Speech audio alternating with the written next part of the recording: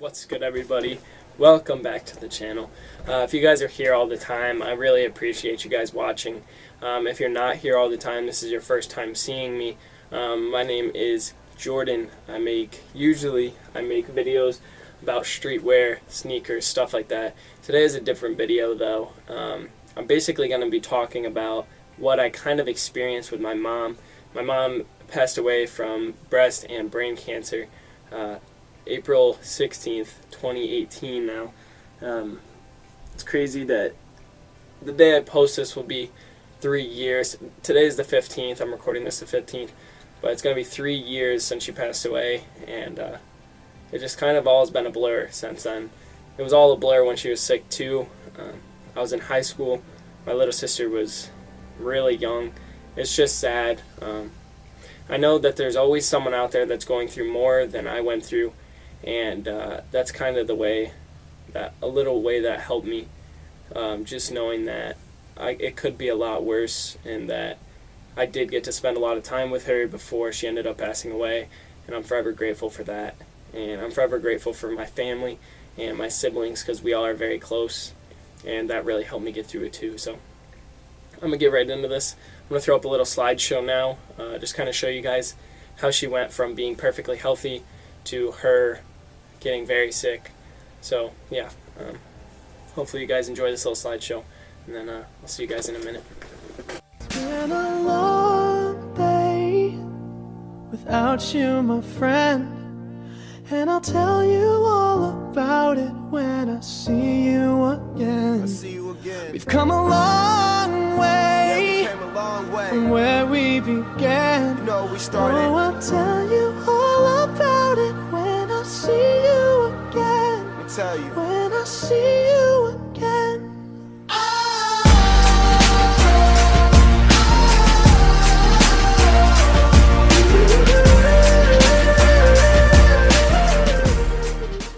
Alright guys, so I just ran that slideshow now, and you guys can see how she went from a very healthy, beautiful person to extremely, extremely sick. It's hard for me to look at pictures of when she was sick, and it's hard to look at pictures from when she was healthy even, because it just makes no sense how she went from so healthy and to just so sick over the course of a couple of years. So I'm just going to kind of start from the beginning here and let you guys know sort of how everything went down and how we kind of overcame these things. And me and my siblings were still a little hurt, obviously, but yeah. So let's start from the beginning. So I don't remember the exact dates. It was kind of all a blur. The 3 years, 4 years she was sick, 3 years, 4 years, something like that. It's kind of all a blur. And you guys, I'll throw pictures up as I'm talking to kind of help tell the story. But we all knew something was up when she was diagnosed with breast cancer. She kind of was hiding something from us kids. She didn't want to scare us. And Gary, who's my stepdad, he knew, and I'll throw a picture of them up here. But he knew that he knew that she had breast cancer. She had told him. And we were about to go on vacation to Maine, I believe. No. I think we were about to go on vacation to Maine. And they sat us down on a couch, and they kind of just, Gary told us, he just said, like, you know, she has breast cancer, and that it's beatable, and that it's treatable, and that she's going to get treatment for it. And my mom was so stubborn. She was so stubborn, and she refused to get treatment until we got back from vacation, which I don't think it would have helped her any if she had gone earlier. I think it was already too far gone. But I just remember that night, or that day, I don't even remember when they told us. I just went out to my garage and I just started hitting, and I had a bat. I was just hitting things with it, like boxes, stuff like that, and I was just hurt. I was just low. I was at a low point in my life, and it seemed like nothing could go right. and everything that could possibly go wrong went wrong. In breast cancer, if you guys know, it is beatable. And she didn't pass away from breast cancer. She ended up getting brain cancer from the breast cancer that traveled. As you guys can see, my shirt says "Stick It to Cancer," Pynchon. These were shirts that we did have to raise money for her fight against cancer.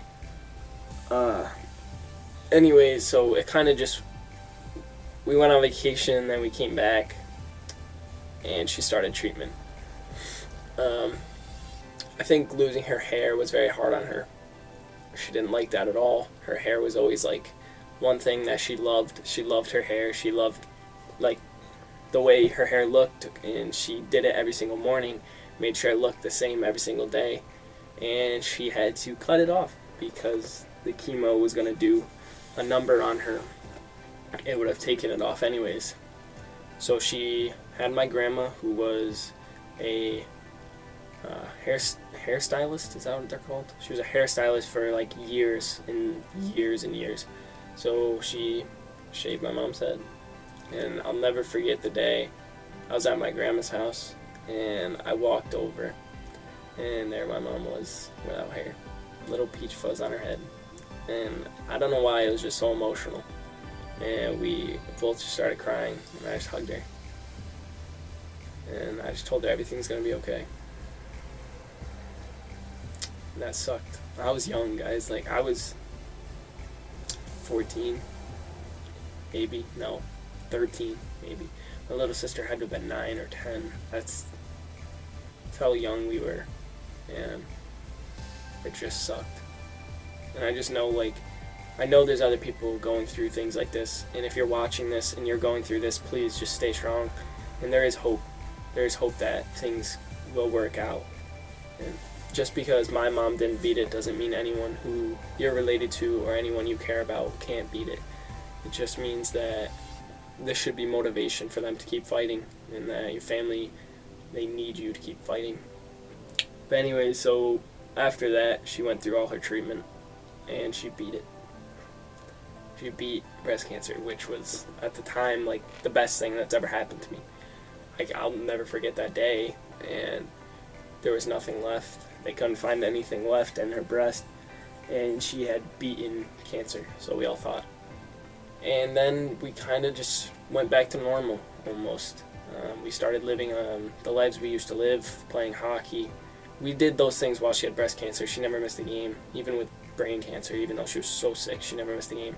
But we all played sports, all 4 of us, and she never missed any of our games when she was sick. She beat it. My sister Taylor at the time drove her to the hospital for her last treatment. I'll throw a picture of the thing she got, the cancer-free thing that she got when she left after her last treatment. And that was very emotional too. We were all excited. We thought, wow, like, she did it. It's over. Like, we don't have to worry about this anymore.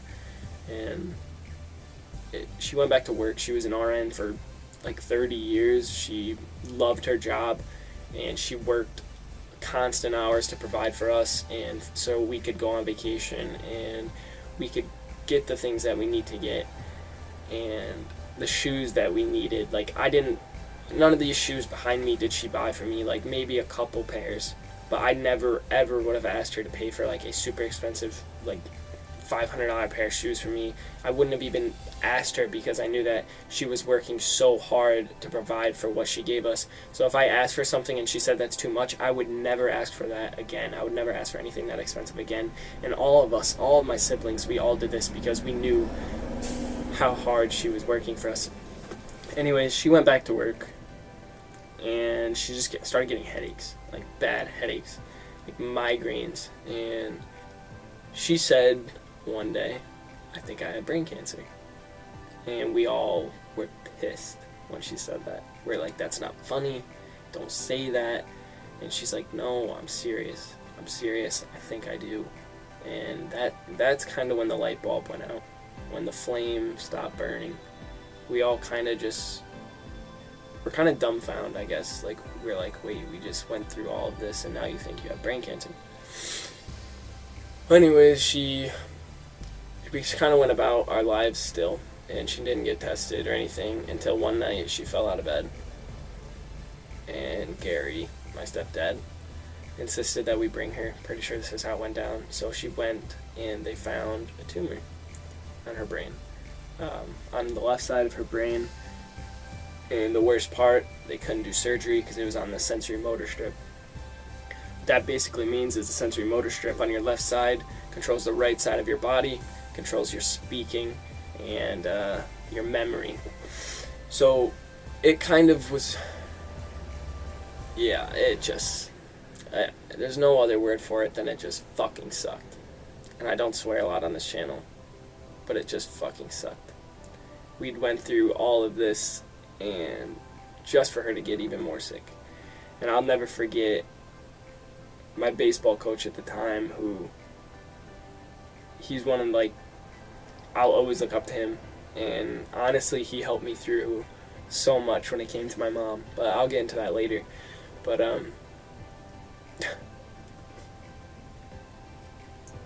so anyways, she started treatment with this, and by the time her hair had grown back a little bit, it was kind of long but short at the same time for like a girl. Most her hair used to be really long, and then it was kind of like a, I don't know how to explain it, just longer.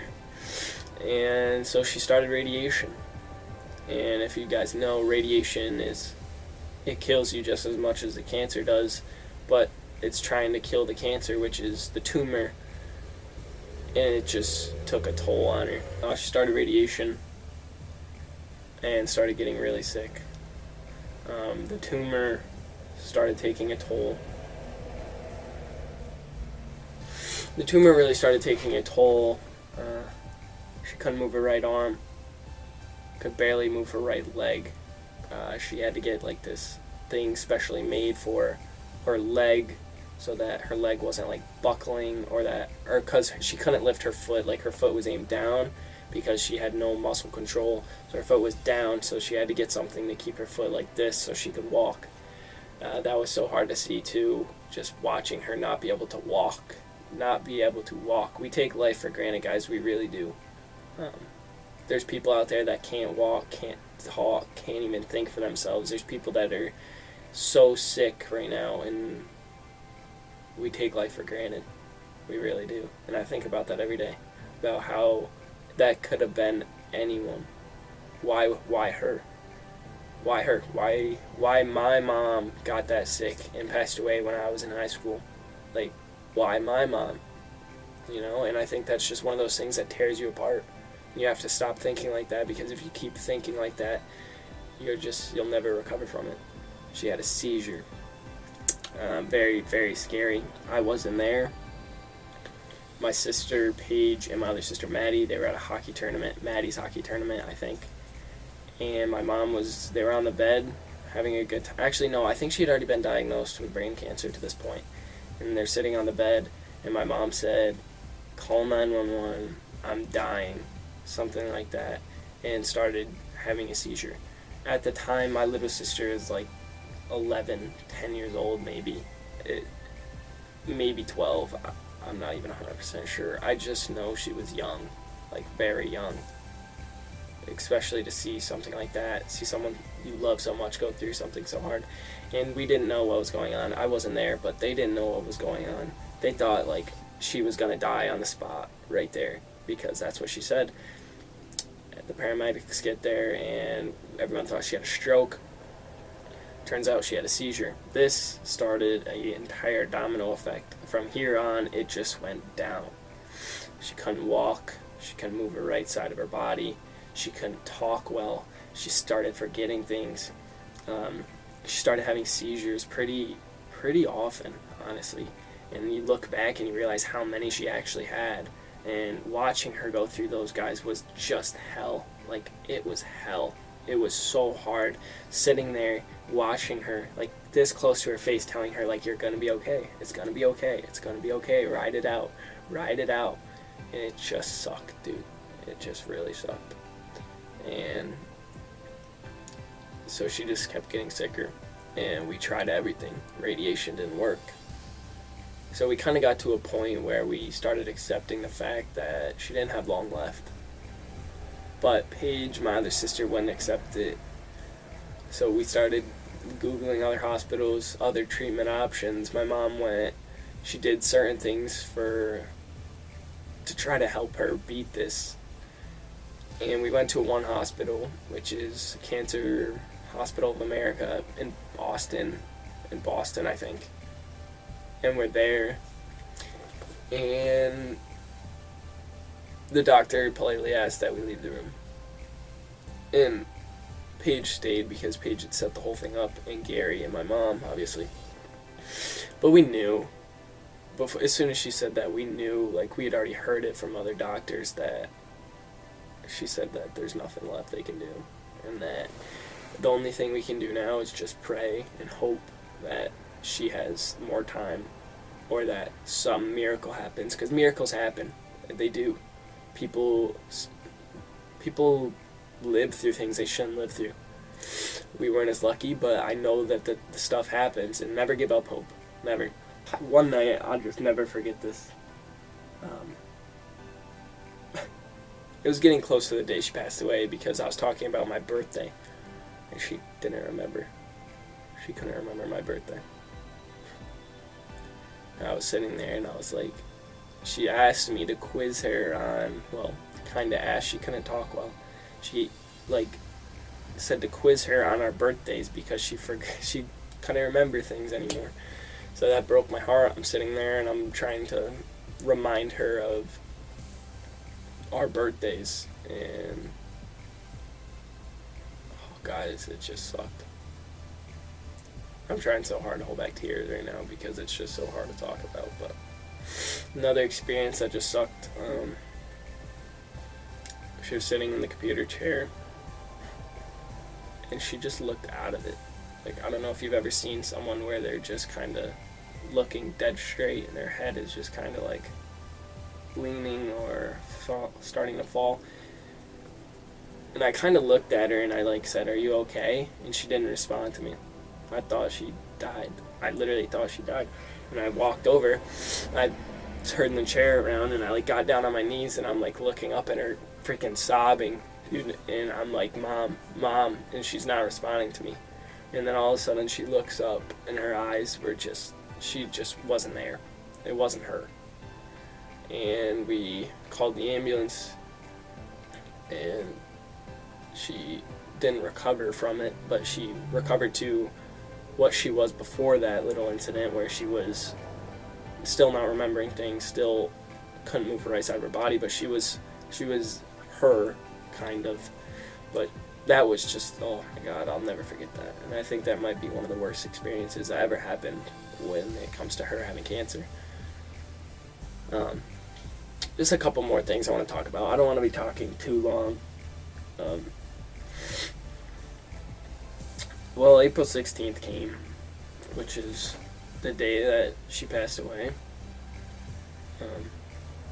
I was sleeping, and I heard Gary yelling, just like yelling her name, like Colette, Colette, Colette, yelling her name, and she just wouldn't wake up. She was breathing, she was sleeping, and she just wouldn't wake up. And I was in bed, and we all ran downstairs, and me, Maddie, and Paige. Taylor was in college at Morrisville, which was about 3 hours from my house, and we're all sitting there like, this is it, like all of this, and it's gonna come to an end today. So basically we called the ambulance. We knew the ambulance guys pretty well at this point. We'd seen them several times, and ambulance gets there, and my little sister's asking him, I'll never forget this. She's asking them, like, is she gonna be okay? And the guy just responds with, I don't know, sweetie. I don't know. And I knew. Me and Paige knew. But at the time, we didn't want to tell Maddie, like, this is it, Maddie, because she's young, and it's just so hard. You know, I watch Maddie grow up now. So young still. 15. And just no kid should have to go through that thing. Like, no kid should have to go through that. just sucks. Anyway, so we get to the hospital and we started calling people like, hey, mom's at the hospital. She's not gonna make it past today. My dad shows up. They'd been separated for like 8 or 9 years at this point, but you always still love someone that you had kids with. So my dad shows up, says his goodbyes and stuff, and called Taylor. That was terrible. Taylor drives 2.5 hours back home to say goodbye, and my grandma's there, which, seeing your kid die, I can't even imagine. I just can't. Anyways, we all say goodbye, and we went down to the cafeteria because for some reason she wasn't letting go, and we think it was because we were in the room. And then we get a text from Gary saying that she's gone. So we all go up to the room, which would be the last time we ever saw her, and we say our goodbyes. And I wish I'd stayed a minute longer, or 10 seconds longer, or given her one more kiss, like one more hug. This doesn't make sense. How it's already been 3 years too, that's just nuts. So we kind of call all the people we're close to, some of her best friends, hockey friends that like were for life, you know. At the time I had one really close friend, which was a girl actually who I'm not friends with anymore. That was pretty close to our family at the time. Telling her and her mom was pretty hard. Telling my friend, like one of my best friends at the time who I played hockey with, I know, just telling his mom, oh God, just my heart ached, dude. Calling my sister's ex-boyfriend, that just hurt. You know, it just, the whole thing. And then we get back home. No mom. You know, I still walk in the house sometimes thinking she's gonna be there. She's not. And it's hard. It really is. Like, losing someone is never easy. And I don't care what you're going through. There's always going to be someone that can help you through those things. And I think that's one thing that I regret. I really do. Is that when I was going through these things, I didn't get help. I didn't. I just sat in my thoughts. And I tortured myself because I didn't want to show emotion. I didn't want to show weakness too. I wanted to kind of be like the man almost and be the one that was the shoulder to cry on, because I didn't want to be the one crying on the shoulder. I wanted to be the one that like my little sister could come to and just be able to tell me everything. And I don't want to have to do that to her. Anyway, so we get to the point where we have to start planning the funeral. And of course, we did GoFundMes and stuff because funerals are expensive. And we have her funeral. And she knew so many people. And she was loved by so many people. We were there for like 4 or 5 hours just standing there by her, and while people came by and said their condolences, said goodbye to her. And it just sucked. Every single minute. Every single minute of that funeral sucked. And I think that was kind of like, you know, it sounds shitty to say, but it was relief. Relief that we didn't have to watch her struggle anymore. I'm sorry for the trucks in the background. I live next to a fire department. But it was almost a relief that we didn't have to watch her struggle anymore. And that everything she had gone through up to this point, she didn't have to go through anymore. She wasn't suffering. And I think that's one thing that actually helped us all through everything, like, a lot. It really did, like, thinking about she's not suffering anymore. She's up there, she's with she's with her dad, she's with her family, you know. My grandma's still here. I think one thing that really helped me get through all of it is that she's not suffering anymore. Thinking about that, she's not suffering. And I think that was one of the hardest things, is to accept it. And I just was in denial for a while. I just couldn't accept it. It didn't make sense. You know, you wake up, you go downstairs, she's sitting at the table there waiting to say good morning to everyone because she couldn't work because she was sick. So we got so used to this where we'd go downstairs to eat breakfast in the morning, and she was there. She was sitting at the table waiting to eat breakfast with us. And that's just those little things that you don't even think of until after they're gone, you know? You think of, like, you wake up, it's a routine. And you're in that routine, and then the one little piece of that routine gets taken out, and the whole thing is just messed up. But there's some positives, there is, and it's terrible to think, like, that it was almost relief. It really was, in that she was so sick for so long that it was relieving to us that she wasn't in pain anymore, and that she wasn't suffering. And that we did everything we possibly could to help her. I just will never get over it, guys. I seriously won't. You can only live with it. And you can only use it to help yourself grow stronger. I'm not gonna just stop living my life because I know that's not what she would want for me. I know she would want me to keep going and keep pushing forward. That's exactly what I know that she would want for me.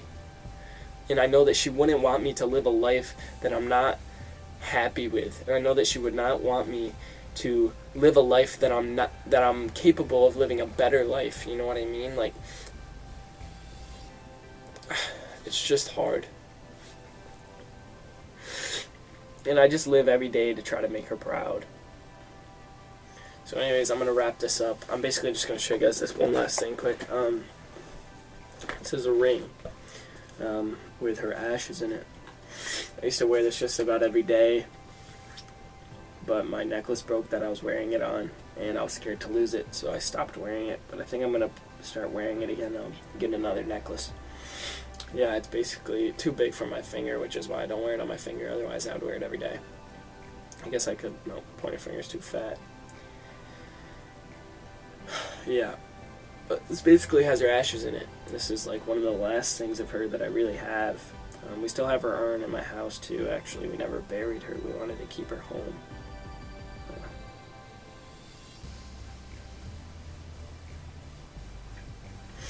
But yeah, so that's about going to wrap it up. I know this is probably extremely long. If you guys even watch this all the way through, go into the comments and just let me know what you guys have been through. I really want to know. And I kind of just started rambling on and kept talking, but I don't care that this video is long, because if one person watched this all the way through, and this helps one person, I don't care. I'm glad that I made this video for that one person. So hopefully if you guys made it to the end, you didn't enjoy, but this helped you. So I'll see you guys in the next one. Thank you guys for sticking around. As always, stay hype. Peace.